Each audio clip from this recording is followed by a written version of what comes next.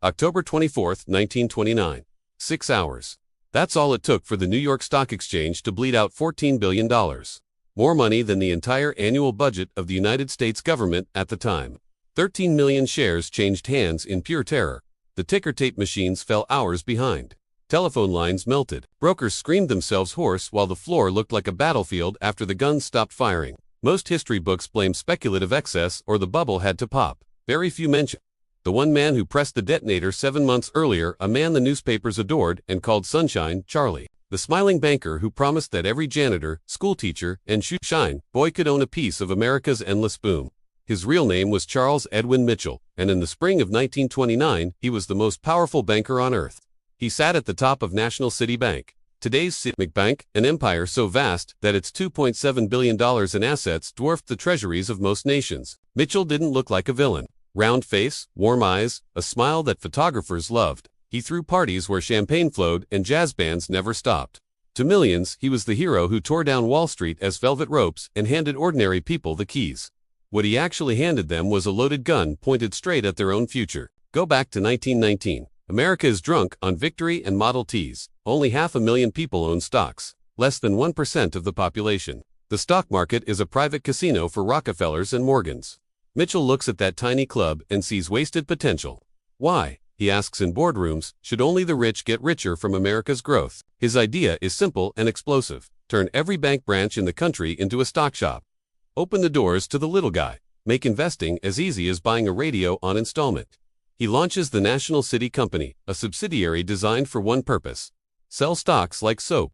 16 gleaming offices spring up inside National City branches. The salesmen aren't stuffy old clerks in green visors. They're young, sharp, trained by Mitchell himself in the new science of desire. They study Freud. They learn how to paint pictures in a housewife's head. A bungalow with roses out front, a shiny Buick in the drive, college for the kids, all of it paid for by owning 10 shares of General Electric. The ads are everywhere. Full-page spreads in the Saturday Evening Post scream, "Own a piece of America, $4.10 a month." A smiling mechanic holds up a certificate. "I bought a steel on the installment plan and paid cash for my new house." Newspapers run fake butcher-sounding stories. The Pittsburgh typist who turned $200 into $18,000. The Iowa farmer whose radio corporation shares bought him the biggest barn in the county.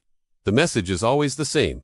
The train is leaving the station, and if you're not on board, your children will ask why you left them poor. But the real magic, the thing that turned a spark into a wildfire, was margin. You only needed 10% down. Walk in with $100 and walk out owning $1,000 worth of stock. The bank lends the rest at low interest because, hey, stocks only go up, right? Salesmen drew little charts on napkins in coffee shops. See, Mr. Jones, if the stock rises just 12%, you double your money. Your 100 becomes 200 while you sleep. Nobody mentioned what happened if the stock fell 12%. Nobody wanted to hear it. By 1928, the numbers were insane. Margin debt exploded from $2 billion to $10.5 billion in 4 years. 10 million Americans now own stocks, 20 times more than in 1920. Barbers quoted the Dow. Taxi drivers pulled tips to buy 20 shares of Montgomery Ward. A school principal in Nebraska took out a second mortgage to buy American Telephone. The country was higher than any speakeasy on New Year's Eve. Mitchell bathed in the praise. Time magazine put him on the cover, beaming under the headline, "Banker to the Millions." At a dinner in his honor, the Toastmaster declared, "Charlie Mitchell has done more to democratize wealth than any man since Lincoln freed the slaves." Mitchell raised his glass, eyes twinkling, and said nothing about the fact that 9 out of every $10 now sloshing around Wall Street was borrowed. Then came the warning shots. Smart people noticed the math no longer added up. Stocks traded at 30, 40, 50 times earnings. The Federal Reserve got scared. In February 1929, they sent letters to every member bank. Stop pouring money into speculation, or else. The market wobbled. March 1929 saw a sharp drop. Panic flickered. Brokers called customers begging for more cash to cover margins. For one brief moment, it looked like the party might end early.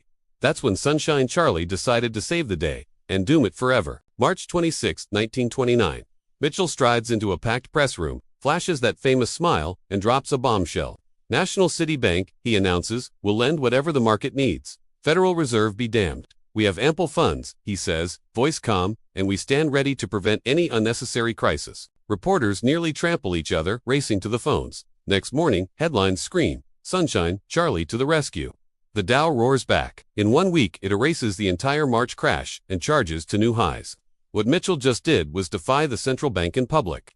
He told the whole country, "Keep borrowing, keep buying, I've got your back." It was the single loudest Ellen bet in financial history. The effect was instantaneous and catastrophic. The last guards came off. The final lunatics rushed in. Shoeshine boys really did start giving tips. Maids pawned wedding rings for 5 shares of RCA. One society lady bought $300,000 worth of stock on margin using her pearl necklace as collateral. The ticker tape couldn't keep up with the greed. Behind the scenes, the smart money smelled blood. Joseph P. Kennedy, bootlegger turned investor, sold everything when his shoeshine boy offered a hot tip. The big investment trusts, the ones Mitchell himself had pioneered, quietly distributed their holdings. They knew the pyramid was now 90% air. One serious breeze and the whole thing would fall on the little people still dancing at the bottom. The breeze arrived on October 24th. It started with a few big blocks hitting the tape. Nothing dramatic. Then more, then millions of shares. Prices cracked.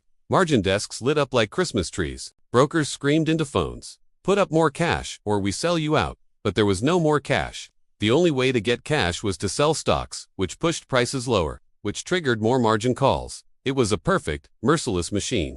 By noon, the floor of the exchange looked like a ship taking on water. Grown men wept. One broker fainted and was trampled. The ticker fell 3 hours behind. Nobody knew what anything was worth anymore. Outside on Broad Street, crowds gathered in eerie silence, staring up at the windows as if waiting for bogeys to fall. Some did. 11 known speculators jumped that week. Many more disappeared quietly. Black Tuesday, October 29th, finished the job. 16 million shares traded, a record that stood for 40 years. The Dow closed down another 12%. In 6 weeks, America's paper wealth shrank by $40 billion. More than the cost of fighting World War I.